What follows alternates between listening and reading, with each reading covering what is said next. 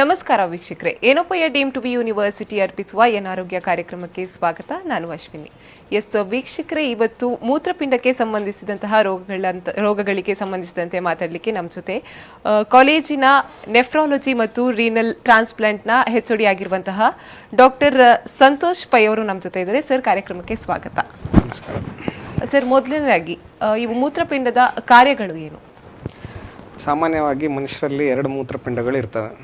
So ಮೂತ್ರಪಿಂಡದ ಕಾರ್ಯಗಳಂತ ಹೇಳಿದ್ರೆ ನಮ್ಮ ದೇಹದಲ್ಲಿರುವ ರಕ್ತವನ್ನು ಶುದ್ಧೀಕರಿಸ್ತದೆ. ಈ ನಾವು ಸಾಮಾನ್ಯವಾಗಿ ಫಿಲ್ಟರ್ ಅಂತ ಹೇಳೋದಿಲ್ವ ಹಾಗೆ. ಸೊ ರಕ್ತವನ್ನು ಶುದ್ಧೀಕರಿಸಿ ಮೂತ್ರದ ಸ್ವರೂಪದಲ್ಲಿ ದೇಹದಲ್ಲಿರುವ ಕಶ್ಮಲಗಳನ್ನೆಲ್ಲ ಹೊರಗಾಗ್ತದೆ. ಅದು ಮಾತ್ರ ಅಲ್ಲ, ನಮ್ಮ ದೇಹದಲ್ಲಿರುವ ನೀರಿನ ಅಂಶ, ಲವಣಾಂಶ, sodium, potassium, calcium, phosphate, uric acid ಇಂಥ ಹಲವಾರು ಲವಣಾಂಶಗಳನ್ನು ಹಾಗೂ ಆ್ಯಸಿಡ್ ಬೇಸ್ ಬ್ಯಾಲೆನ್ಸ್ ಅಂತ ಹೇಳ್ತೇವೆ ನಾವು. ಅಂದರೆ ದೇಹದಲ್ಲಿರುವ ಆ್ಯಸಿಡನ್ನು ಮತ್ತು ಬ್ಯಾಲೆನ್ಸ್ ಮಾಡಲಿಕ್ಕೆ ಇಂಪಾರ್ಟೆಂಟಾಗಿ ಕಿಡ್ನಿ ಅಥವಾ ಮೂತ್ರಪಿಂಡ ಉಪಯೋಗಕ್ಕೆ ಬರ್ತದೆ. ಅದು ಮಾತ್ರ ಅಲ್ಲ, ನಮ್ಮ ದೇಹದಲ್ಲಿರುವ ರಕ್ತ ಜಾಸ್ತಿ ಆಗಲಿಕ್ಕೆ ಎರಿಥ್ರೋಪಾಯ್ಟಿನ್ ಅನ್ನುವ ಹಾರ್ಮೋನನ್ನು ಅಥವಾ ವಿಟಮಿನ್ D3 ಅಂತ ಹೇಳೋ ಹಾರ್ಮೋನನ್ನು ಕೂಡ ಕಿಡ್ನಿಯಿಂದ ಹೊರ ಹಾಕ್ತದೆ. ಇನ್ನು ಸಾಮಾನ್ಯವಾಗಿ ಕಿಡ್ನಿ ಸಮಸ್ಯೆಗಳು ಏನಿರ್ತದೆ? ಸೊ ಕಿಡ್ನಿಯ ಸಮಸ್ಯೆಗಳಲ್ಲಿ ಸಾಮಾನ್ಯವಾಗಿ ಕಂಡುಬರುವಂತಹ ಸಮಸ್ಯೆಗಳು ಯಾವ್ಯಾವುದು?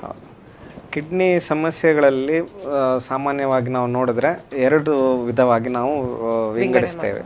ಒಂದು ಅಕ್ಯೂಟ್ ಕಿಡ್ನಿ ಇಂಜುರಿ ಅಂತ ಹೇಳ್ತೇವೆ, ಇನ್ನೊಂದು ಕ್ರಾನಿಕ್ ಕಿಡ್ನಿ ಇಂಜುರಿ ಅಂತ ಹೇಳ್ತೇವೆ, ಆರ್ ಕ್ರಾನಿಕ್ ಕಿಡ್ನಿ ಡಿಸೀಸ್ ಅಂತೇಳಿ. ಅಕ್ಯೂಟ್ ಕಿಡ್ನಿ ಇಂಜುರಿ ನೀವು ಕೇಳಿರ್ಬೋದು. ಸಡನ್ನಾಗಿ ಮನುಷ್ಯರು ನಮ್ಮ ಪೇಷಂಟ್ ನಾರ್ಮಲ್ ಇರ್ತಾರೆ, ಸಡನ್ನಾಗಿ ಮೂತ್ರ ವೈಫಲ್ಯ ಅಂತ ಹೇಳ್ತೀವಿ. ಅಂದರೆ ಜ್ವರ ಬಂದು ಅಥವಾ ಲೂಸ್ ಮೋಷನ್ ಆಗಿ ಅಥವಾ ಇನ್ಫೆಕ್ಷನಿಂದ, ಮಲೇರಿಯಾ ಇರಲಿ, ಡೆಂಗು ಇರಲಿ ಅಥವಾ ಇಲಿ ಜ್ವರ, ಲೆಪ್ಟೋಸ್ಪೈರೋಸಿಸ್ ಅಂತ ಹೇಳ್ತೇವೆ, ಅದು ಅಕ್ಯೂಟ್ ಕಿಡ್ನಿ ಇಂಜುರಿ ಅಂತ ಹೇಳ್ತೇವೆ. ಹಲವಾರು ರೀಸನಿಂದ ಹೀಗೆ ಆಗ್ಬೋದು. ಅದಕ್ಕೆ ನಾವು ಸ್ಟಾರ್ಟಿಂಗಲ್ಲೇ ಕರೆಕ್ಟಾಗಿ ಟ್ರೀಟ್ಮೆಂಟ್ ಕೊಟ್ಟರೆ ಕಂಪ್ಲೀಟ್ಲಿ ರಿವರ್ಸಿಬಲ್ ಇರ್ತದೆ. ಸೊ ಅದನ್ನು ಅಕ್ಯೂಟ್ ಕಿಡ್ನಿ ಇಂಜುರಿ ಅಂತ ಹೇಳ್ತೇವೆ ನಾವು. ಅದೇ ಥರ ಕ್ರಾನಿಕ್ ಕಿಡ್ನಿ ಡಿಸೀಸ್ ಅಂತ ಹೇಳ್ತೇವೆ. ಇದು ಹಲವಾರು ದಿನಗಳಿಂದ ಕಿಡ್ನಿಗೆ ಅಥವಾ ಮೂತ್ರಪಿಂಡಕ್ಕೆ ಡ್ಯಾಮೇಜ್ ಆಗಿ ಅಟ್ಲೀಸ್ಟ್ ಒಂದು 3 ತಿಂಗಳಕ್ಕಿಂತ ಜಾಸ್ತಿ ಡ್ಯಾಮೇಜ್ ಇದ್ದರೆ ಇದನ್ನು ನಾವು ಕ್ರಾನಿಕ್ ಕಿಡ್ನಿ ಡಿಸೀಸ್ ಅಂತ ಹೇಳ್ತೇವೆ. ಸೊ ಹೀಗೆ ನಾವು ಬ್ರಾಡ್ಲಿ 2 ರೀತಿಯಲ್ಲಿ ಡಿವೈಡ್ ಮಾಡ್ತೇವೆ. ಇನ್ನು ಮೂತ್ರದಲ್ಲಿ ಕಲ್ಲು ಅಂತ ಹೇಳ್ತಾರೆ, ಮೂತ್ರಪಿಂಡದಲ್ಲಿ ಕಲ್ಲಿದೆ ಅಂತ ಹೇಳ್ತಾರೆ. ಸೊ ಇದ್ರ ಬಗ್ಗೆ ಏನು ಹೇಳ್ತೀರಾ?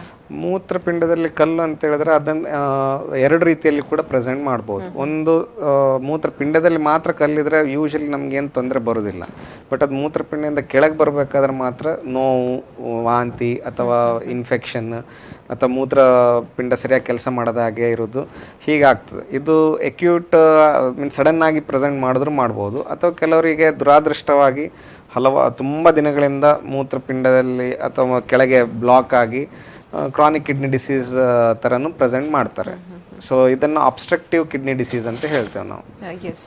ಇನ್ನು ನೆಕ್ಸ್ಟ್ ನಾವು ಹೋಗುದಂತ ಹೇಳಿದ್ರೆ, ಇನ್ನು ಮೂತ್ರಪಿಂಡಕ್ಕೆ ಸಂಬಂಧಿಸಿದಂತೆ ರೋಗಗಳೆಲ್ಲ ಇರ್ತದೆ ಸಾಮಾನ್ಯವಾಗಿ. ಸೊ ಈ ಒಂದು ಮೂತ್ರಪಿಂಡಕ್ಕೆ ಸಂಬಂಧಿಸಿದಂತಹ ರೋಗಗಳಿಗೆ ಯಾವ ಥರ ಚಿಕಿತ್ಸೆ ಇದೆ?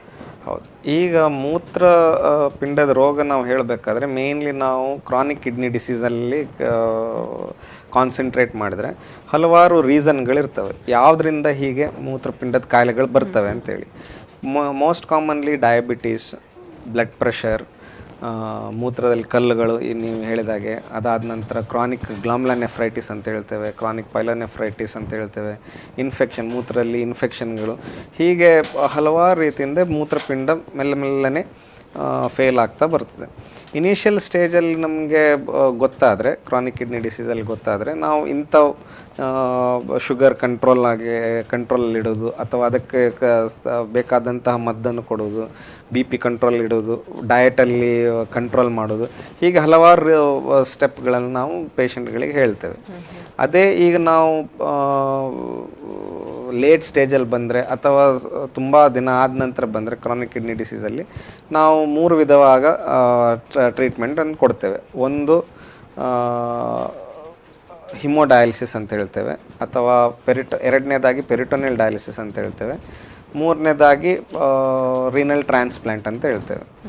ಈಗ ನಾವು ಹಿಮೋಡಯಾಲಿಸಿಸ್ ಅಂತ ಹೇಳಿದರೆ ನಾವು ಇನಿಷಿಯಲಿ ಬಂದ ಕೂಡಲೇ ಒಂದು ಟ್ಯೂಬನ್ನು ರಕ್ತನಾಳದಲ್ಲಿ ಹಾಕಿ ಆ ರಕ್ತವನ್ನು ನಾವು ಮೆಷಿನಲ್ಲಿ ಇದು ಮಾಡಿ ಶುದ್ಧೀಕರಿಸಿ ಪುನಃ ಅದೇ ರಕ್ತವನ್ನು ವಾಪಸ್ ಪೇಷಂಟಿಗೆ ಕೊಡ್ತೇವೆ.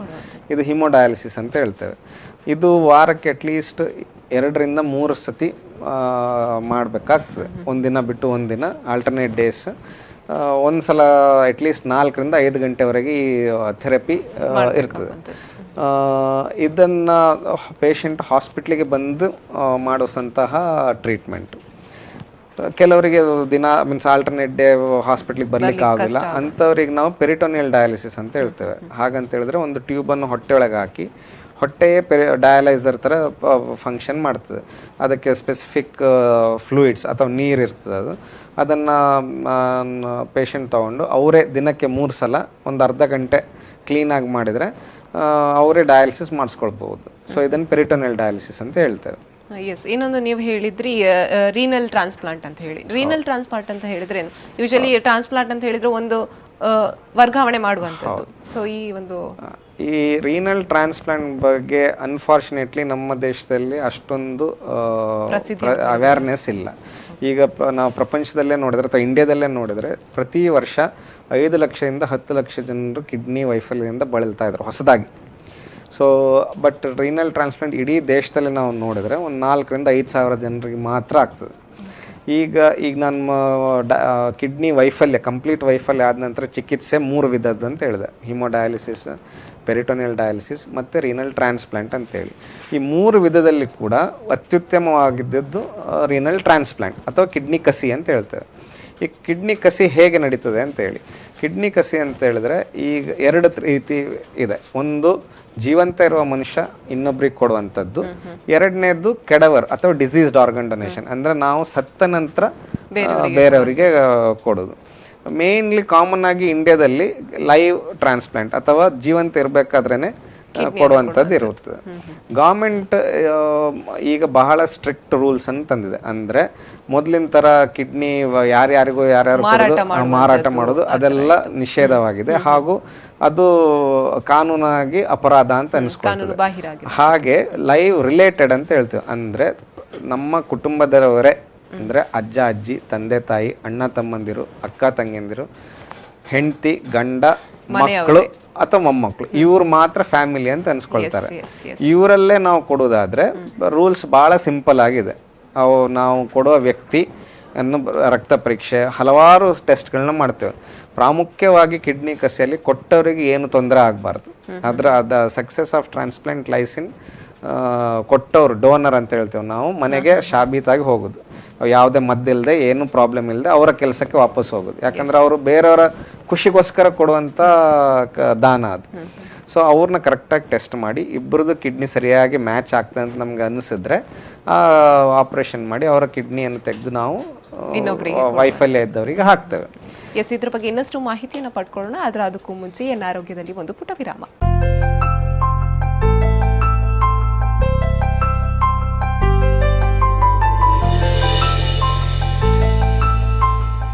ವಿರಾಮದ ಬಳಿಕ ಎನ್ ಆರೋಗ್ಯ ಕಾರ್ಯಕ್ರಮಕ್ಕೆ ಮತ್ತೊಮ್ಮೆ ಸ್ವಾಗತ. ಎಸ್ ಸರ್, ನಾವು ಕಿಡ್ನಿ ಟ್ರಾನ್ಸ್ಪ್ಲಾಂಟ್ ಬಗ್ಗೆ ಮಾತಾಡ್ತಾ ಇದ್ವಿ. ಅಂದ್ರೆ ಈಗ ಸಂಬಂಧಿಕರ, ಅಂದ್ರೆ ಸರ್ಕಾರ ಕೊಟ್ಟಿರುವಂತಹ ಆದೇಶದ ಪ್ರಕಾರ ಸಂಬಂಧಿಕರಲ್ಲಿ ಮಾತ್ರ ನಾವು ಕಿಡ್ನಿಯನ್ನ ಒಬ್ಬರಿಂದ ಇನ್ನೊಬ್ಬರಿಗೆ ಕೊಡ್ಬೋದು ಅಂತ ಹೇಳ್ತಾ ಇದ್ದದ್ದು. ಕಿಡ್ನಿ ಸಂಬಂಧಿಕರಲ್ಲಿ ಮಾತ್ರ ಕೊಡ್ಬೇಕಂತ ಸರ್ಕಾರ ಹೇಳೋದಿಲ್ಲ. ಸರ್ಕಾರ ಹೇಳೋದೇನಂತಂದ್ರೆ ಕಿಡ್ನಿ ಮಾರಾಟ ಆಗಬಾರ್ದು, ಅಂದ್ರೆ ದುಡ್ಡಿಗೋಸ್ಕರ ನಾವು ಬೇರೆಯವರಿಗೆ ಕೊಡಬಾರ್ದು ಅಂತೇಳಿ. ಈಗ ಸಂಬಂಧದಲ್ಲೇ ಕೂಡ ದುಡ್ಡು ಕೇಳೋ ಪರಿಸ್ಥಿತಿ ಇದೆ. ಸೊ ಹಾಗಾದ್ರೆ ಅದು ಇಲ್ಲಿಗಲ್ ಆಗ್ತದೆ. ಸಂಬಂಧದಲ್ಲಿ ಸುಲಭವಾಗಿ ಕೊಡ್ಬೋದು. ಅಂದ್ರೆ ಬೇರೆ ಈಗ ಲೀಗಲ್ ಆಬ್ಸ್ಟೆಕಲ್ಸ್ ಅಷ್ಟೊಂದಿಲ್ಲ. ಹಾಸ್ಪಿಟ್ಲ್ ಅವರೇ ಒಂದು ಕಮಿಟಿ ಮಾಡಿ ಸ್ಯಾಂಕ್ಷನ್ ಇದು ಮಾಡಿದ್ರೆ ಸಂಬಂಧಿಕರಲ್ಲಿ ನಾವು ಸುಲಭವಾಗಿ ಮಾಡ್ಬೋದು. ಸಂಬಂಧದ ಅಲ್ಲಿ ಇಲ್ಲ, ಕೆಲವರು ಇರ್ತಾರೆ, ಈಗ ಕ್ಲೋಸ್ ಫ್ರೆಂಡ್ಸ್ ಇರಲಿ ಅಥವಾ ಈ ನಾನು ಹೇಳಿದ ಸಂಬಂಧದಿಂದ ಹೊರಗಿನವರು, ಆಪ್ತ ವಲಯದವರು, ಅವ್ರು ಕೊಡ್ಬೇಕಂತ ಅನ್ಸಿದ್ರು ಮಾಡಿಸ್ಬೋದು, ಮಾಡಿಸ್ಬಾರ್ದು ಅಂತ ಇಲ್ಲ. ಬಟ್ ಅದಕ್ಕೆ ಸ್ಟ್ರಿಂಜೆಂಟ್ ಲಾಸ್ ಇದೆ. ಅಂದರೆ ಅವರು ನಾವು ಬೆಂಗಳೂರಿಗೆ ನಾವು ಕಳಿಸ್ತೇವೆ, ಸ್ಟೇಟ್ ಕಮಿಟಿ ಅಂತೇಳಿ, ಅಥರೈಸೇಷನ್ ಕಮಿಟಿ ಅಂತೇಳಿ. ಅವ್ರ ಹತ್ರ ಹೋಗಿ ಅವ್ರ ಹತ್ರ ಎಲ್ಲ ಅವರು ಅದನ್ನು ಕ್ರಾಸ್ ವೆರಿಫಿಕೇಶನ್ ಎಲ್ಲ ಮಾಡಿ ಓಕೆ ಅಂತ ಹೇಳಿದ್ರೆ ಅವ್ರದ್ದು ಕಿಡ್ನಿ ಕೂಡ ತಗೊಳ್ಬಹುದು. ಈ ರೂಲ್ಸ್ ಯಾಕೆ ಬಂದಿದೆ ಅಂತ ಹೇಳಿದ್ರೆ mainly we should not human trafficking ಅಂತ ಹೇಳ್ತೇವೆ. ಅಂದ್ರೆ ವಿ ಶುಡ್ ನಾಟ್ ಈಗ ದುಡ್ಡಿಗೋಸ್ಕರ ಇದು ಮಾಡೋದು, ನಾವೆಲ್ಲ ಕಿಡ್ನಿ ರ್ಯಾಕೆಟ್ ಅಂತ ಅವೆಲ್ಲ ಕೇಳಿರ್ಬೋದು ಟಿವಿಯಲ್ಲಿ. ಸೊ ಅಂಥದ್ದು ಆಗ್ಬಾರ್ದಂತೇಳಿ ಈ ರೂಲ್ಸ್ ತಂದಿದೆ ವಿನಃ ಬೇರೆ ಯಾವ ಉದ್ದೇಶದಲ್ಲಿ ಇಲ್ಲ. ಸೊ ಬೇಸಿಕ್ಲಿ ರಿಲೇಟೆಡ್ ಅಂತ ಹೇಳಿದ್ರೆ ಇವು ದುಡ್ಡಿಗೋಸ್ಕರ ಕೊಡೋದಿಲ್ಲ ಅಂತ ಹೇಳಿ ನಾವು ಮುಂದುವರಿಸ್ತೇವೆ. ಎರಡನೇದಾಗಿ ಕೆಡವರ್ ಟ್ರಾನ್ಸ್ಪ್ಲಾಂಟ್, ಇದ್ರ ಬಗ್ಗೆ ಅವೇರ್ನೆಸ್ ಜನರಲ್ಲಿ ಬಂದ್ರೆ, ಅಂದ್ರೆ ಈಗ ನಾವು ಬ್ರೈನ್ ಡೆಡ್ ಅಂತ ಹೇಳ್ತೇವೆ, ರೋಡ್ ಟ್ರಾಫಿಕ್ ಆಕ್ಸಿಡೆಂಟ್ ಅಲ್ಲಿ ಇರಲಿ ಅಥವಾ ಸ್ಟ್ರೋಕ್ ಕೋಮಾ ಪರಿಸ್ಥಿತಿಯಲ್ಲಿ ಇರಬೇಕಾದ್ರೆ ಡಾಕ್ಟರ್ಗಳು ನೋಡಿ ಇವ್ರು ಇನ್ನೂ ಬದುಕೋದು ಸಾಧ್ಯನೇ ಇಲ್ಲ, ಬ್ರೈನ್ ಡೆಡ್ ಆಗಿದ್ದಾರೆ, ಅವ್ರು ಲೈಫ್ ಸಪೋರ್ಟ್ಸ್ ಅಲ್ಲಿ ಇರ್ತಾರೆ, ವೆಂಟಿಲೇಟರ್, BP ಮದ್ದು ಅದು ಇದರಲ್ಲೆಲ್ಲ ಇರ್ತಾರೆ. ಇಂಥವ್ರು ಆರ್ಗನ್ ಡೊನೇಟ್ ಮಾಡ್ಬೋದು ಅಂತ ಹೇಳಿದ್ರೆ ಒಬ್ಬ ದಾನಿಯಿಂದ 8 ಜನರಿಗೆ ಜೀವ ಬರ್ತದೆ. ಅಂದ್ರೆ 2 ಕಿಡ್ನಿ, ಲಂಗ್ಸ್, ಹಾರ್ಟ್, ಕಣ್ಣು ಇಂಥವೆಲ್ಲ ದಾನ ಮಾಡಿದ್ರೆ, ಹೇಗೂ ಈಗ ನಾವು ಸತ್ತಾದ ನಂತರ ಯಾವುದೇ ಧರ್ಮದಲ್ಲಿರಲಿ ಐದರ್ ನಾವು ನಮ್ಮನ್ನ ಹೂಳ್ತಾರೆ ಅಥವಾ ದೇ ಬರ್ನರ್ಸ್, ಸೊ ಹೇಗೂ ಮಣ್ಣಿಗೆ ಹೋಗುವಂಥದ್ದು. ಅಂಥದನ್ನು ತಪ್ಪಿಸಿ ನಾವು ಸತ್ತ ನಂತರ ಕೂಡ ಬದುಕಬಹುದು ಅಂತ ಹೇಳಿದ್ರೆ ಇದು ಅಂಗಾಂಗ ದಾನದಿಂದ ಮಾತ್ರ ಸಾಧ್ಯ. ಈಗ ಮಂಗಳೂರಲ್ಲಿ ಇದು ಮೆಲ್ಲಕ್ಕೆ ಅವೇರ್ನೆಸ್ ಬರ್ತಾ ಇದೆ, and we are trying to create more awareness through such programs. So ಹೀಗಿದ್ರೆ ನಾವು ಅಂಥ ದಾನಿ ಇದ್ದರೆ ನಾವು ಗೌರ್ಮೆಂಟ್ ಅದಕ್ಕೂ ಸ್ಟ್ರಿಕ್ಟ್ ರೂಲ್ಸ್ ಇದೆ, ನಾವು ಯಾರ್ಯಾರಿಗೂ ಕೊಡುವಂಥದ್ದಿಲ್ಲ. ನಾವು ಕಿಡ್ನಿ ವೈಫಲ್ಯ ಇದ್ದವ್ರಿಗೆ ಒಂದು ರಿಜಿಸ್ಟ್ರಿ ಅಂತ ಮಾಡ್ತೇವೆ.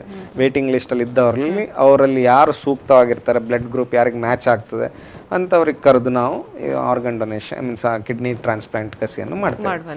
ಸೊ ಇದನ್ನು ಕೆಡವರ್ ಅಥವಾ ಡಿಸೀಸ್ಡ್ ಆರ್ಗನ್ ಡೊನೇಷನ್ ಅಂತ ಹೇಳ್ತಾರೆ. ಈಗ ಸ್ಟೇಟಲ್ಲಿ ಇರುವಂಥದ್ರಲ್ಲಿ ಜೀವನ ಸಾರ್ಥಕತೆ ಅಂತ ಬಂದಿದೆ, ಅದರಲ್ಲಿ ಎಲ್ಲರೂ ರಿಜಿಸ್ಟರ್ ಆಗ್ತಾರೆ, ಹಾಸ್ಪಿಟ್ಲ್ ಅವರು, ಪೇಷಂಟ್ ಅವರು. ಹಾಗಿದ್ರೆ ನಾವು ಮುಂದುವರಿಸ್ಬೋದು. ಇನ್ನು ಕಿಡ್ನಿ ಸಮಸ್ಯೆಗಳಿಗೆ ಅಂದ್ರೆ ಕಿಡ್ನಿ ಸಮಸ್ಯೆ ಇರುವಂತಹ ಒಂದು ರೋಗಿ ಯಾವ ತರಹದ ಆಹಾರ ಪದಾರ್ಥಗಳನ್ನು ಸೇವಿಸಬಹುದು, ಆಹಾರ ಪದ್ಧತಿಗಳೇನು? ಹೌದು, ಈಗ ನಾವು ಕಿಡ್ನಿ ವೈಫಲ್ಯ ಬಂದಾದ ನಂತರ ಯೂಶಲಿ ಫಸ್ಟ್ ಏನು ಹೇಳ್ತೇವೆ ಅಂತಂದರೆ ಪ್ರೋಟೀನ್ ರಿಸ್ಟ್ರಿಕ್ಟೆಡ್ ಡಯಟ್. ಅಂದರೆ ಪ್ರೋಟೀನ್ ಅಂತ ಹೇಳಿದ್ರೆ ಮೀನು, ಮಾಂಸ, ಚಿಕನ್, ಮಟನ್ ಇರಲಿ ಅಥವಾ ಬೀಫ್ ಇರಲಿ ಅಥವಾ ಯಾವುದೇ ಮಾಂಸ ಪದಾರ್ಥಗಳಲ್ಲಿ ಅದನ್ನು ಸ್ವಲ್ಪ ಕಡಿಮೆ ಮಾಡಬೇಕು ಅಥವಾ ಕಂಪ್ಲೀಟಾಗಿ ಸ್ಟಾಪ್ ಮಾಡಿದ್ರೆ ಇನ್ನೂ ಒಳ್ಳೆಯದು. ಯಾಕಂತಂದ್ರೆ ನಾವು ತಿನ್ನೋ ಯಾವುದೇ ವೆಜಿಟೇರಿಯನ್ ಫುಡ್ಡಲ್ಲಿ ಕೂಡ ಪ್ರೋಟೀನ್ ಇರ್ತದೆ. ಸೊ ಅದನ್ನು ಸ್ವಲ್ಪ ಕಡಿಮೆ ಮಾಡಬೇಕಾಗ್ತದೆ. ಉಪ್ಪಿನಾಂಶ ಸ್ವಲ್ಪ ಕಡಿಮೆ ಮಾಡಬೇಕಾಗ್ತದೆ. BP ಜಾಸ್ತಿ ಇದ್ದವರಿಗೆ ಎಸ್ಪೆಷಲಿ ಉಪ್ಪಿನಾಂಶ ಕಡಿಮೆ ಮಾಡಬೇಕಾಗ್ತದೆ. ಶುಗರ್ ಇದ್ದವರು ಶುಗರ್ ಕಂಟ್ರೋಲಲ್ಲಿ ಇಡುವಂಥ ಡಯಟನ್ನು ತೊಗೊಳ್ಬೇಕಾಗ್ತದೆ. ಈಗ ಹಸಿರು ತರಕಾರಿ ಎಲ್ಲ ಇದ್ದವು ಅವನ್ನು ಬೇಯಿಸಿ ಅದರಲ್ಲಿ ನೀರು ಬಿಸಾಕಂದ್ರೆ ಲೀಚಿಂಗ್ ಅಂತ ಹೇಳ್ತಾರೆ, ಪೊಟ್ಯಾಷಿಯಮನ್ನು ತೆಗೆದು ಹೋಗುವಂಥ ಇದು ಪ್ರೊಸೆಸ್ ಮಾಡಿ ತಿನ್ಬೋದು. ಫ್ರೂಟ್ಸಲ್ಲಿ ಕೂಡ ಲೋ ಪೊಟ್ಯಾಷಿಯಮ್ ಫ್ರೂಟ್ಸ್ ಇರೋ ಆ್ಯಪಲ್, ಪಪ್ಪಾಯ ಇಂಥವುಗಳನ್ನ ಸೇವಿಸ್ಬೋದು. ಪ್ರಚಲಿತವಾಗಿದ್ದು ಏನಂತಂದ್ರೆ ನಾವು ಕಿಡ್ನಿ ಪ್ರಾಬ್ಲಮ್ ಬಂದರೆ ಚೆನ್ನಾಗಿ ನೀರು ಕುಡೀರಿ ಅಂತ ಹೇಳ್ತೇವೆ. ಅದು ಕಿಡ್ನಿ ಪ್ರಾಬ್ಲಮ್ ಬರುವ ಮೊದಲು ಚೆನ್ನಾಗಿ ನೀರು ಕುಡಿಬೋದೇ ವಿನಃ ಕಿಡ್ನಿ ಪ್ರಾಬ್ಲಮ್ ಬಂದಾದ ನಂತರ ನೀರು ಮತ್ತು ನೀರಿನ ಅಂಶ ಭಾಳ ಕಡಿಮೆಯಾಗಿ ಕುಡಿಬೇಕಾಗ್ತದೆ. ಅಟ್ಲೀಸ್ಟ್ ಲೆಸ್ ದೆನ್ 1 ಲೀಟ್ರ್ ಅಂತ ನಾವು ಹೇಳ್ತೇವೆ ಪರ್ ಡೇ. ಸೊ ಇದು ರಫ್ಲಿ ಡಯಟ್ ಬಗ್ಗೆ ನಾವು ಹೇಳ್ಬೋದು. ಓಕೆ, ಇನ್ನು ಸಾಮಾನ್ಯವಾಗಿ ಮನುಷ್ಯನಿಗೆ 2 ಕಿಡ್ನಿಗಳಿರುವಂಥದ್ದು. ಸೊ ಒಂದು ಕಿಡ್ನಿ ಫೇಲ್ಯೂರ್ ಆದರೆ ಇನ್ನೊಂದು ಕಿಡ್ನಿಯಿಂದ ಎಷ್ಟು ಸಮಯದ ಕಾಲ ಬದುಕಬಹುದು, ಅಥವಾ ಅವನು ಲೈಫ್ ಲಾಂಗ್ ತನಕ ಒಂದು ಕಿಡ್ನಿಯಲ್ಲೇ ಜೀವನವನ್ನು ನಿರ್ವಹಿಸಬಹುದು? ಈಗ ಇದನ್ನು ನಾನು ಇನ್ನೊಂದು ರೀತಿಯಲ್ಲಿ ಆನ್ಸರ್ ಮಾಡಲಿಕ್ಕೆ ಬಯಸ್ತೇನೆ. ಯೂಶಲಿ ನಾವು ಕಿಡ್ನಿ ವೈಫಲ್ಯ ಅಂತ ಹೇಳಿದ್ರೆ 2 ಕಿಡ್ನಿ ವೈಫಲ್ಯ ಅಂತಲೇ ತಗೊಳ್ತೇವೆ. ಈಗ ಶುಗರ್ ಬಂದರೆ 2 ಕಿಡ್ನಿಗೆ ಒಂದೇ ಸಲ ಎಫೆಕ್ಟ್ ಆಗ್ತದೆ. ಒಂದು ಕಿಡ್ನಿ ಆದ ನಂತರ ಇನ್ನೊಂದು ಕಿಡ್ನಿಗೆ ಆಗೋದಿಲ್ಲ. ಸ್ಟೋನ್ಸಲ್ಲಿ ಪ್ರಾಬಬ್ಲಿ ಒಂದು ಕಿಡ್ನಿ ಆದ ನಂತರ ಇನ್ನೊಂದು, ಅಥವಾ ಕ್ಯಾನ್ಸರ್ ಬಂದರೆ ಒಂದು ಕಿಡ್ನಿ ಆದ ನಂತರ ಇನ್ನೊಂದು ಕಿಡ್ನಿ ವೈಫಲ್ಯ ಆಗ್ಬೋದೇ ವಿನ ಯೂಶಲಿ ಕಿಡ್ನಿ ವೈಫಲ್ಯ ಅಂತಂದರೆ 2 ಕಿಡ್ನಿ. ದೇವ್ರು ನಮಗೆ 2 ಕಿಡ್ನಿ ಕೊಟ್ಟಿರೋ, ಒಂದು ಕಿಡ್ನಿಯಲ್ಲಿ ಕೂಡ ನಾವು ಬದುಕಬಹುದು. ಸೊ ನಾವು ಯೂಶಲಿ ಹೇಳ್ಬೇಕಾದ್ರೆ ಹೇಳ್ತೇವೆ, ದೇವ್ರು ನಮ್ಗೆ 2 ಕಿಡ್ನಿ ಕೊಟ್ಟಿರೋದು, ಒಂದು ತಮಗೋಸ್ಕರ, ಒಂದು ಇನ್ನೊಬ್ರಿಗೆ ದಾನ ಮಾಡ್ಲಿಕ್ಕೋಸ್ಕರ ಅಂತೇಳಿ. ಸೊ ಒಂದು ಕಿಡ್ನಿಯಿಂದಲೂ ಕೂಡ ನಾವು ಬದುಕ್ಬೋದು. ಚೆನ್ನಾಗಿ ಕೆಲಸ ಮಾಡ್ತಾ ಇದ್ರೆ ಒಂದು ಕಿಡ್ನಿಯಲ್ಲಿ ಕೂಡ ಬದುಕ್ಬೋದು. ಕಿಡ್ನಿ ವೈಫಲ್ಯ ಅಂದರೆ 2 ಕಿಡ್ನಿ ವೈಫಲ್ಯ. ನಾವೀಗ ಕಿಡ್ನಿ ಕಸಿಯಲ್ಲಿ ನಾವು ಒಂದು ಕಿಡ್ನಿ ಮಾತ್ರ ತೆಗೆದು, ಈಗ 2 ಕಿಡ್ನಿ ತೆಗೆದ್ರೆ ಅವ್ರು ಕೊಟ್ಟವ್ರು ಕೂಡ ಬದುಕಬೇಕು. ಸೊ ಒಂದು ಕಿಡ್ನಿ ಮಾತ್ರ ತೆಗೆದು ಇವರಿಗೆ ಹಾಕ್ತೇವೆ ವಿನ ಇವರ ಕಿಡ್ನಿಯನ್ನು ನಾವು ತೆಗೆದಿಲ್ಲ, ಅವರಿಗೆ 3 ಕಿಡ್ನಿ ಆಗ್ತದೆ ಅವಾಗ. ಸೊ 2 ಕಿಡ್ನಿ ಅವ್ರದ್ದು ಇರ್ತದೆ, ಒಂದು ಎಕ್ಸ್ಟ್ರಾ ಕಿಡ್ನಿ ಇರ್ತೇವೆ. ಸೊ ಬದುಕಲಿಕ್ಕೆ ಒಂದು ಕಿಡ್ನಿ ಮಾತ್ರ ಸಾಕು. ಸೊ ಇಬ್ರು ಕೂಡ ಆರೋಗ್ಯವಂತರಾಗಿ ಇಬ್ರು ಕೂಡ ಆರೋಗ್ಯವಂತರಾಗೇ ಇರ್ತಾರೆ. S S. ಇನ್ನು ಕಿಡ್ನಿ ಸಮಸ್ಯೆ ಇರುವವರು ಯಾವ ಥರ ಮುನ್ನೆಚ್ಚರಿಕೆ ಕ್ರಮಗಳನ್ನು ತಗೊಳ್ಬೇಕಾಗ್ತದೆ ಟ್ರೀಟ್ಮೆಂಟಿಗೆ ಹೋಗಬೇಕಾದ್ರೆ?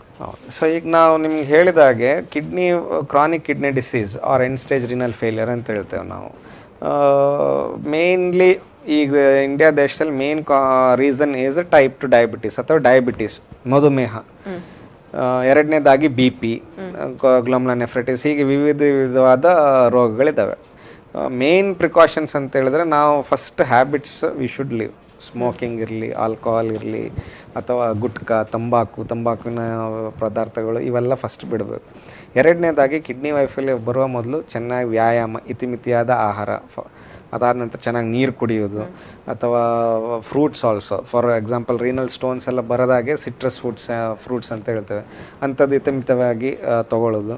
ಹೆಲ್ದಿ ಲೈಫ್ ಸ್ಟೈಲ್ ಹೀಗೆ ಇಟ್ಕೊಂಡ್ರೆ ಯೂಶಲಿ ಕಿಡ್ನಿ ಡಿಸೀಸಸ್ ಬರೋದಿಲ್ಲ. ಬೇರೆ ಡಿಸೀಸ್ಗಳಿದ್ದಾಗೇ ನಾವು ಕಿಡ್ನಿಯನ್ನು ಇದು ಮಾಡ್ಬೋದು. ಕಿಡ್ನಿ ಸಮಸ್ಯೆ ಬರದೇ ಇರುವ ಹಾಗೆ ಯಾವ ಥರ ಮುನ್ನೆಚ್ಚರಿಕೆ ಕ್ರಮಗಳನ್ನು ನಾವು ತಗೊಳ್ಬೇಕಾಗ್ತದೆ? ರೆಗ್ಯುಲರ್ ಆಗಿ ಚೆಕಪ್ ಮಾಡಿದ್ರೆ 40 ವರ್ಷ ಆದ ನಂತರವರು ಯೂಶಲಿ ನಮಗೆ ಕಿಡ್ನಿ ರೋಗ ಇದೆಯೋ ಇಲ್ವೋ ನೋಡಲಿಕ್ಕೆ ಬರೀ ಒಂದು 150-200 ರೂಪಾಯಲ್ಲಿ ನೋಡ್ಕೊಳ್ಬೋದು. ಒಂದು ಮಿನಿಮಮ್ ಯೂರಿನ್ ಟೆಸ್ಟ್ ಮತ್ತು ಒಂದು ರಕ್ತದ ಪರೀಕ್ಷೆ. ಅದು ಈಗ ಮೆಡಿಕಲ್ ಕಾಲೇಜಸ್ ಅಥವಾ ಹಾಸ್ಪಿಟಲ್ಸಲ್ಲಿ ಕ್ಯಾಂಪ್ ಅಂತೇಳಿ ಅವೇರ್ನೆಸ್ ಕ್ಯಾಂಪ್ಸ್ ಅಂತ ಹೇಳ್ತಾರೆ, ಉಚಿತವಾಗಿ ಕೂಡ ಮಾಡ್ತಾರೆ. ನಮ್ಮ ಎನಪೋಯದಲ್ಲೇ ಪ್ರತಿ ಟೈಮ್ ಕ್ಯಾಂಪಲ್ಲಿ ನಾವು ಉಚಿತವಾಗಿ ಮಾಡ್ತೇವೆ. ಸೊ ಒಂದು ಸಿಂಪಲ್ ಸ್ಕ್ಯಾನ್, ಕಿಡ್ನಿ ಸ್ಕ್ಯಾನ್ ಇದು ಮಾಡಿದರೆ ನಮಗೆ ರೋಗ ಇದೆಯೋ ಇಲ್ವೋ ಅಂತೇಳಿ ಇನಿಷಿಯಲ್ ಸ್ಟೇಜಲ್ಲೇ ಗೊತ್ತಾಗ್ತದೆ. ಪ್ರಾಬ್ಲಮ್ ಅಂದರೆ ಕಿಡ್ನಿ ವೈಫಲ್ಯ ಬರಬೇಕು ನಮ್ಗೆ ಯಾವ ಲಕ್ಷಣಗಳು ಗೊತ್ತಾಗೋದಿಲ್ಲ. ಬರೀ ಕಾಲಲ್ಲಿ ಸ್ವಲ್ಪ ನೀರು ಬರೋದಿರಲಿ ಅಥವಾ ಮುಖದಲ್ಲಿ ಸ್ವಲ್ಪ ನೀರು ಬರೋದಿರಲಿ, ಹಾಗೆ ಮಾತ್ರ ಗೊತ್ತಾಗ್ತದೆ. ನಮಗೆ 90% ಜನರಿಗೆ ಲಾಸ್ಟ್ ಸ್ಟೇಜಲ್ಲೇ ಗೊತ್ತಾಗುತ್ತೆ. ಸೊ ಈ ಫಸ್ಟ್ ಸ್ಟೇಜಲ್ಲೇ ಗೊತ್ತಾದರೆ ಅದಕ್ಕೆ ಕರೆಕ್ಟಾಗಿ ಟ್ರೀಟ್ಮೆಂಟ್ ಇದೆ. ಸೊ ಇನ್ನಷ್ಟು ಮಾಹಿತಿಗಳನ್ನು ಪಡ್ಕೊಳ್ಳೋಣ. ಆದರೆ ಅನಾರೋಗ್ಯದಲ್ಲಿ ಇದೀಗ ಒಂದು ಪುಟ್ಟ ವಿರಾಮ.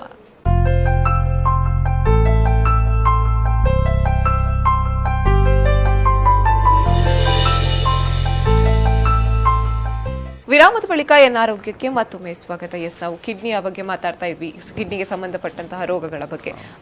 ಸಾಮಾನ್ಯವಾಗಿ ಕಿಡ್ನಿಯ ರೋಗಗಳು ಯಾವ ಏಜ್ ಗ್ರೂಪಲ್ಲಿ ಕಾಣುವಂಥದ್ದು?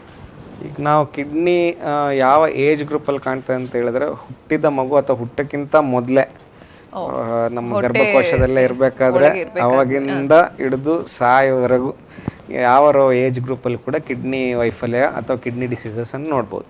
ಈಗ ಹುಟ್ಟಕ್ಕಿಂತ ಮೊದಲೇ ಕಂಜನೈಟಲ್ ಎನಾಮಲೀಸ್ ಅಂತ ಹೇಳ್ತೇವೆ. ಎಷ್ಟೋ ಜನರು ಬರೀ ಒಂದು ಕಿಡ್ನಿಯಲ್ಲೇ ಹುಟ್ಟುತ್ತಾರೆ, ಅಥವಾ ಹಲವಾರು ಕಂಜನೈಟಲ್ ಎನಾಮಲೀಸ್ ಇರ್ತದೆ. ಅಂದರೆ ಕಿಡ್ನಿ ಸರಿಯಾಗಿ ಬೆಳೆಯದೇ ಇರೋದು, ಸಣ್ಣದಾಗಿ ಬೆಳೆಯೋದು, ಅಥವಾ ಟ್ವಿಸ್ಟ್ ಆಗಿರೋದು, ಅಥವಾ ಬ್ಲಾಕ್ ಇರೋದು.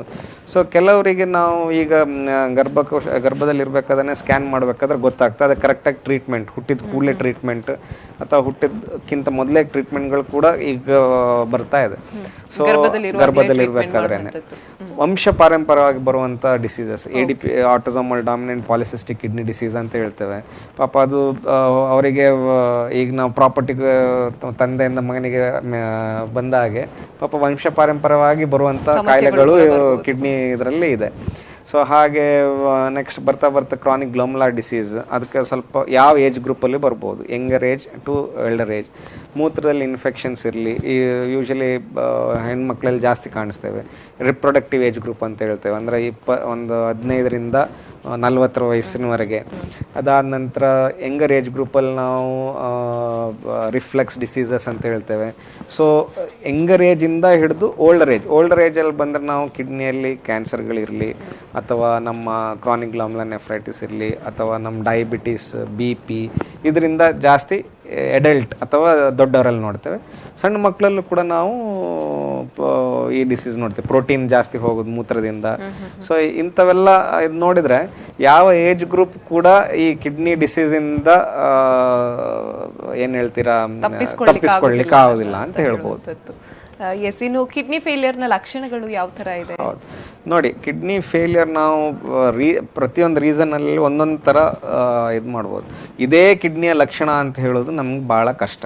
ಎಷ್ಟೋ ಜನರನ್ನು ನಾವು ನೋಡಿದ್ದೇವೆ, ಪಾಪ ಏನು ತೊಂದರೆ ಇಲ್ಲದೆ ಸುಮ್ಮನೆ ಯಾವುದೋ ಒಂದು ರುಟೀನ್ ಚೆಕಪ್ಪಿಗೆ ಬಂದು, ಅಥವಾ ಫ್ರೆಂಡ್ಸ್ ಹೇಳಿದ್ರು ಒಂದು ಬ್ಲಡ್ ಟೆಸ್ಟ್ ಮಾಡಿಸುವ ಅಂತೇಳಿ, ಅಥವಾ ನಾವು ಅವೇರ್ನೆಸ್ ಕ್ಯಾಂಪಲ್ಲಿ ನೋಡ್ತೇವೆ ಬಿ ಪಿ ಪಾಪ ಜಾಸ್ತಿ ಇರ್ತದೆ, ನಾವು ಸುಮ್ಮನೆ ಬ್ಲಡ್ ಟೆಸ್ಟ್ ಮಾಡಿಸಿ ಅಂತ ಹೇಳ್ಬೇಕಾದ್ರೆ ಪಾಪ ಕಿಡ್ನಿ ವೈಫಲ್ಯ ಆಗಿದ್ದು ನೋಡ್ತೇವೆ. ಸೊ ಇದೇ ಲಕ್ಷಣ ಅಂತ ಹೇಳೋದು ಕಷ್ಟ.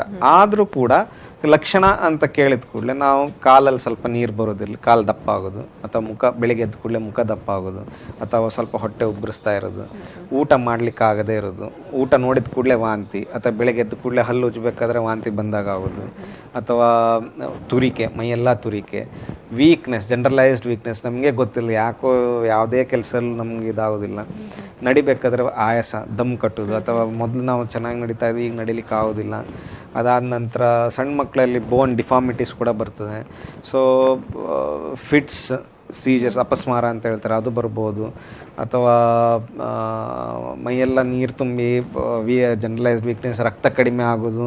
ಸೊ ಹಲವಾರು ಸಿಮ್ಟಮ್ಸ್ ಇರ್ಬೋದು.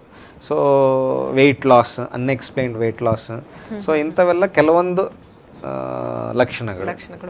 ಎಸ್, ನೀವಿನ್ನು ಹೇಳಿದ್ರೆ ಅಂದ್ರೆ ಯಾವ ವಯಸ್ಸಿನಲ್ಲಿ ಕಿಡ್ನಿ ರೋಗಗಳು ಬರ್ತದೆ ಅಂತ ಹೇಳಿಕ್ಕೆ ಆಗುದಿಲ್ಲ ಅಂತ. ಒಂದು ವೇಳೆ ಚಿಕ್ಕ ವಯಸ್ಸಿನಲ್ಲಿ ಕಿಡ್ನಿ ರೋಗ ಬಂದು ಆ ವ್ಯಕ್ತಿ ದೊಡ್ಡವನಾದ ನಂತರ ಅದು ಸಮಸ್ಯೆ ಪುನಃ ಕಾಣ್ಬೋದು ಅವನಲ್ಲಿ, ಅಥವಾ? ಹೌದು, ಅದು ಪ್ರತಿಯೊಂದು ರೋಗದ ಮೇಲೆ ಡಿಪೆಂಡ್ ಇರ್ತದೆ. ಈಗ ಅದಕ್ಕೋಸ್ಕರ ಈಗ ಸಣ್ಣ ಮಕ್ಕಳಲ್ಲಿ ಕಂಜನೈಟಲ್ ಡಿಫೆಕ್ಟ್ಸ್ ಎಲ್ಲ ಬಂದ್ರೆ ನಮ್ಗೆ ಏನು ಮಾಡ್ಲಿಕ್ಕೆ ಆಗೋದಿಲ್ಲ. ಅವ್ರಿಗೆ ನಾವು ಹೌದು. ಸೊ ಕಿಡ್ನಿ ವೈಫಲ್ಯ ಇದ್ರೆ, ಈಗ ಈ ಬ್ಲಾಕ್ ಎಲ್ಲ ಇದ್ರೆ ನಾವು ಸರ್ಜರಿ ಮಾಡಿ ಅಥವಾ ಇದರಲ್ಲಿ ಸರಿ ಮಾಡ್ಲಿಕ್ಕೆ ನೋಡ್ತೇವೆ. ಕೆಲವರು ದೊಡ್ಡವರಾದ ನಂತರ ಟ್ರಾನ್ಸ್ಪ್ಲಾಂಟ್ ಆಗಿದ್ದು ಇದೆ. So it depend. ಸಣ್ಣದ ಮಕ್ಕಳಲ್ಲಿ ಕೂಡ ಟ್ರಾನ್ಸ್ಪ್ಲಾಂಟ್ ಮಾಡಿದ್ದಾರೆ, ಇಲ್ಲ ಅಂತ ಇಲ್ಲ. ಸೊ ಅಟ್ಲೀಸ್ಟ್ ಒಂದು 5 ವರ್ಷ 7 ವರ್ಷದ ಹೊರಗೆ ಬಂದಾದ ನಂತರ ಕಿಡ್ನಿ ವೈಫಲ್ಯ ಇದ್ದವ್ರಿಗೆ ನಾವು ಟ್ರಾನ್ಸ್ಪ್ಲಾಂಟ್ ಅಥವಾ ಡಯಾಲಿಸಿಸ್, ಪೆರಿಟೋನಿಯಲ್ ಡಯಾಲಿಸಿಸ್, ಹೀಗೆ ಹಲವಾರು ರೀತಿಯಲ್ಲಿ ಇದು ನೋಡ್ಬೋದು. ಸೊ ಬಟ್ ಈಗ ಇವನ್ ರೀನಲ್ ಟ್ರಾನ್ಸ್ಪ್ಲಾಂಟ್ ಮಾಡಿದ್ರು ಕೂಡ ಅವರು ರೆಗ್ಯುಲರ್ ಆಗಿ ಫಾಲೋಅಪ್ಪಲ್ಲಿ ಇರಬೇಕಾಗ್ತದೆ, ಮದ್ದು ತಗೊಳ್ತಾ ಇರಬೇಕಾದ್ರೆ. ಈಗ ಬೇರೆಯವ್ರ ಕಿಡ್ನಿ ನಾವು ಇಡಬೇಕಾದ್ರೆ ನಮ್ಮ ದೇಹ ಕಿಡ್ನಿಯನ್ನು ರಿಜೆಕ್ಟ್ ಮಾಡಲಿಕ್ಕೆ ನೋಡ್ತದೆ. ನಮ್ದಲ್ಲದ ವಸ್ತು ನಾವು ಹೊರಗೆ ಹಾಕ್ಲಿಕ್ಕೆ ನೋಡ್ತೇವೆ. ಸೊ ಅದಕ್ಕೋಸ್ಕರ ನಾವು ಮದ್ದು ಕೊಡ್ತೇವೆ ಅದನ್ನು ರಿಜೆಕ್ಟ್ ಮಾಡೋದಾಗೆ. ಸೊ ಹೀಗೆ ಕಂಟಿನ್ಯೂಸ್ ಆಗಿ ಫಾಲೋಅಪ್ಪಲ್ಲಿದ್ದರೆ ಸಾಮಾನ್ಯ ಜೀವನವನ್ನು ನಡೆಸ್ಬೋದು. ಎಸ್, ಇನ್ನು ನೀವು ಹೇಳಿದ್ರಿ ರೀನಲ್ ಟ್ರಾನ್ಸ್ಪ್ಲಾಂಟ್ ಬಗ್ಗೆ. ಸೊ ಒಂದು 5 ವರ್ಷದ ಮಗುವಿಗೆ ಒಂದು 60 ವರ್ಷ ವಯಸ್ಕರ ಆಗಿರುವಂಥವ್ರು ಟ್ರಾನ್ಸ್ಪ್ಲಾಂಟ್ ಮಾಡಬಹುದಾ? ಹೌದು, ನಾವು ಟ್ರಾನ್ಸ್ಪ್ಲಾಂಟ್ ಇದರಲ್ಲಿ ನೋಡಬೇಕಾದ್ರೆ ಈಗ ಡಿಸೀಸ್ಡ್ ಆರ್ಗನ್ ಡೊನೇಷನ್ ಅಂತ ಹೇಳ್ತೇವೆ. ಸಣ್ಣ ಮಕ್ಕಳಿಗೆ ದೊಡ್ಡವ್ರ ಕಿಡ್ನಿ ಕೂಡ ಹಾಕ್ಬೋದು. ಅದನ್ನು ಕರೆಕ್ಟಾಗಿ ಇದು ನೋಡಿ ಆ ಸ್ಪೇಸ್ ಕ್ರಿಯೇಟ್ ಮಾಡಿ ಹಾಗೆ ನೋಡ್ತೇವೆ ನಾವು. 5 ವರ್ಷ ಅಥವಾ 7 ವರ್ಷದ ಮಗು ಅಂತ ಹೇಳಿದ ಕೂಡಲೇ ಆ ಸ್ಪೇಸ್ ಇದೆ ಅಂತ ಹೇಳಿದ್ರೆ ಟ್ರಾನ್ಸ್ಪ್ಲಾಂಟ್ ಮಾಡ್ತೇವೆ, ಆಗೋದಿಲ್ಲ ಅಂತಲ್ಲ. ವರ್ಷ ಕೂಡ ಈಗ ಸಣ್ಣ ಮಕ್ಕಳು ಬ್ರೈನ್ ಡೆಡ್ ಆದವರು ಕೂಡ ತಮ್ಮ ಅಂಗಾಂಗವನ್ನು ದಾನ ಮಾಡಿದ್ದಾರೆ. ನಾವು ಯೂಶಲಿ ಈಗ ಭಾಳ ಸಣ್ಣ ಮಗು ಅಂತಂದ್ರೆ 2 ಕಿಡ್ನಿಯನ್ನು ಒಬ್ಬರಿಗೆ ಕೂಡ ಇದೆ. ಸೊ ಕಿಡ್ನಿ ದಾನಕ್ಕೆ ಅಂದರೆ ಕೆಡವರ್ ಡೊನೇಷನ್ ಅಲ್ಲಿ, ಡಿಸೀಸ್ಡ್ ಆರ್ಗನ್ ಡೊನೇಷನ್ ಅಲ್ಲಿ ವಯೋಮಿತಿಗೆ ಲಿಮಿಟ್ ಇಲ್ಲ. ಲೈವ್ ರಿಲೇಟೆಡ್ ಅಲ್ಲಿ 18 ವಯಸ್ಸಿನ ಕೆಳಗಿನವರಿಗೆ ನಾವು ತಗೊಳ್ಳಿಕ್ಕೆ ಇದಿಲ್ಲ, because they are not major ಆದ ನಂತರ 65 ಇಯರ್ಸ್ ವರೆಗೆ ನಾವು ಒಂದು ಕಟ್ ಆಫ್ ಅಂತ ಇಡ್ತೇವೆ. ಯಾಕಂತ ಹೇಳಿದ್ರೆ ಈಗ ನೋಡಿ 65 ವಯಸ್ಸಿದ್ದು ಕಿಡ್ನಿ 18 ವರ್ಷದ ಹುಡುಗನಿಗೆ ಹೋದ ಕೂಡಲೇ ಅದು 18 ವರ್ಷದ ಆಗೋದಿಲ್ಲ ಅದು. ಸೊ ಅವ್ನು 18 ವರ್ಷ 28 38 ಆಗ್ಬೇಕು, ಕಿಡ್ನಿ ವಯಸ್ಸು 85 90 ಆಗ್ತದೆ. ಸೊ ಮತ್ತೆ kidney age related kidney fail ಆಗ್ಲಿಕ್ಕೆ ಸ್ಟಾರ್ಟ್ ಆಗ್ತದೆ. ಸೊ ನಾವು ಅದನ್ನ ನೋಡಿ 65 ಅಂತೇಳಿ ಕಟ್ ಆಫ್ ಯೂಶಲಿ ಇಡ್ತೇವೆ. ಇನ್ನು ಏನಪ್ಪಯ್ಯ ಆಸ್ಪತ್ರೆಯಲ್ಲಿ ಈ ಒಂದು ಕಿಡ್ನಿ ರೋಗಕ್ಕೆ ಸಂಬಂಧಪಟ್ಟ ಹಾಗೆ ಯಾವ ರೀತಿಯ ಸೌಲಭ್ಯಗಳು, ಯಾವ ರೀತಿಯ ಚಿಕಿತ್ಸೆಗಳು ಲಭ್ಯವಿರುವಂಥದ್ದು? ಹೌದು, ಈಗ ಏನಪ್ಪ ಆಸ್ಪತ್ರೆಯಲ್ಲಿ ಕಳೆದ 3-4 ವರ್ಷದಲ್ಲಿ we have seen C change ಅಂತ ಹೇಳ್ತೇವೆ. ಅಂದರೆ ಪ್ರಪಂಚದಲ್ಲಿರುವ ಆಲ್ಮೋಸ್ಟ್ ಎಲ್ಲ ಸೌಲಭ್ಯಗಳು, ಕಿಡ್ನಿ ವೈಫಲ್ಯ ಅಥವಾ ಕಿಡ್ನಿ ವಿಭಾಗದಲ್ಲಿ ಯಾವುದೆಲ್ಲ ಇರಬೇಕು ಎಲ್ಲ ಸೌಲಭ್ಯಗಳನ್ನು ನಮ್ಮ ಆಸ್ಪತ್ರೆಯಲ್ಲಿ ಇದೆ. Mainly why I want to stress was facility ಇರೋದು ಇಂಪಾರ್ಟೆಂಟ್ ಅಲ್ಲ, ಅದನ್ನು ಎಫೋರ್ಡೆಬಲ್ ಆಗಿ ಜನಸಾಮಾನ್ಯರಿಗೆ ತಲುಪುವಂತಹ ಇದಿರಬೇಕು. ಸೊ ಸ್ಟಾರ್ಟಿಂಗ್ ಫ್ರಮ್ ಸ್ಮಾಲ್, ಈಗ ಸಣ್ಣ ಇದರಲ್ಲಿ ಈಗ ಕ್ಯಾಂಪ್ಸ್ ಅಂತೇಳಿ ಅವೇರ್ನೆಸ್ ಕ್ಯಾಂಪ್ಸ್, ಫ್ರೀ ಕ್ಯಾಂಪ್ಸನ್ನು ಅರೇಂಜ್ ಮಾಡ್ತೀವಿ ಕಿಡ್ನಿ ಡಿಸೀಸ್ ಇದೆಯಾ ಇಲ್ವೋ ಅಂತೇಳಿ ನೋಡಲಿಕ್ಕೆ. ಅಲ್ಲಿಂದ ನಮ್ಮದು ಹೈ ಟೆಕ್ ರೀನಲ್ ಟ್ರಾನ್ಸ್ಪ್ಲಾಂಟ್ಸ್, ಈಗ ರೊಬೋಟಿಕ್ ರೀನಲ್ ಟ್ರಾನ್ಸ್ಪ್ಲಾಂಟ್ಸ್ ಅಂತ ಹೇಳ್ತೇವೆ. ಈ ನಮ್ಮ ದೇಶದಲ್ಲೇ ಪ್ರಾಬಬ್ಲಿ ಮೆಡಿಕಲ್ ಕಾಲೇಜಲ್ಲಿ 2 ಅಥವಾ 3 ಕಾಲೇಜ್ಗಳು ಮಾತ್ರ ಮಾಡ್ತಾರೆ ಅಂಥ ರೀನಲ್ ಟ್ರಾನ್ಸ್ಪ್ಲಾಂಟ್ಸ್ ರೊಬೋಟಿಕ್, ಅಂದರೆ ಎಲ್ಲ highly sophisticated machines. So we are doing renal transplant. Dialysis facility ಇರಲಿ, ಪೆರಿಟೋನಿಯಲ್ ಡಯಾಲಿಸಿಸ್ ಇರಲಿ, ಹಿಮೋಡಯಾಲಿಸಿಸ್ ಇರಲಿ, 3D ಲ್ಯಾಪ್ರೋಸ್ಕೋಪಿಕ್ ಇದಿರಲಿ, ರೀನಲ್ ಸ್ಟೋನ್ಸ್ ಸರ್ಜರಿಗಳಿರಲಿ, ಪ್ರೋಸ್ಟೇಟ್ ಸರ್ಜರಿಗಳಲ್ಲಿ ಎಲ್ಲ ಅತ್ಯುತ್ತಮವಾದ ಸೇವೆ, ಬಟ್ ವಿತ್ ಎಫೋರ್ಡೆಬಲ್ ಕಾಸ್ಟ್ ಅಂತ ಹೇಳ್ತೀವಿ. ಅಂದರೆ ಎಷ್ಟೋ ಜನರಿಗೆ ನಾವು ಫ್ರೀಯಾಗಿ ಮಾಡಿದ್ದು ಇದೆ ಗೌರ್ಮೆಂಟ್ ಸ್ಕೀಮ್ಸಲ್ಲಿದ್ದವರಿಗೆ, ಅಥವಾ ಹೀಗೂ ಕೂಡ ಒಂಥರ ಚಾರಿಟೇಬಲ್ ಇದರಲ್ಲಿ ಇದು ಮಾಡಲಿಕ್ಕೆ ಸೌಲಭ್ಯಗಳಿದೆ. ಎಸ್, ಧನ್ಯವಾದಗಳು ಸರ್. ನಮ್ಮ ಜೊತೆ ಇದು ಕಿಡ್ನಿ ವೈಫಲ್ಯ, ಅದೇ ರೀತಿ ಕಿಡ್ನಿಗೆ ಸಂಬಂಧಿಸಿದಂತಹ ರೋಗಗಳ ಬಗ್ಗೆ ಮಾಹಿತಿಯನ್ನು ನೀಡಿದ್ದಕ್ಕೆ ಎಸ್ ಧನ್ಯವಾದಗಳು ಸರ್. Thank you. ವೀಕ್ಷಕರೇ, ಇದು ಈ ಹೊತ್ತಿನ ಏನ್ ಆರೋಗ್ಯ. ಮುಂದಿನ ಕಾರ್ಯಕ್ರಮದಲ್ಲಿ ಮತ್ತೆ ಭೇಟಿಯಾಗೋಣ. ನಿರಂತರ ಸುದ್ದಿ, ಮಾಹಿತಿ, ಮನೋರಂಜನೆಗಾಗಿ ನೋಡ್ತಾ ಇರಿ V4 ನ್ಯೂಸ್. ಮುನ್ನುಡಿ ಮುನ್ನಡೆಗಾಗಿ.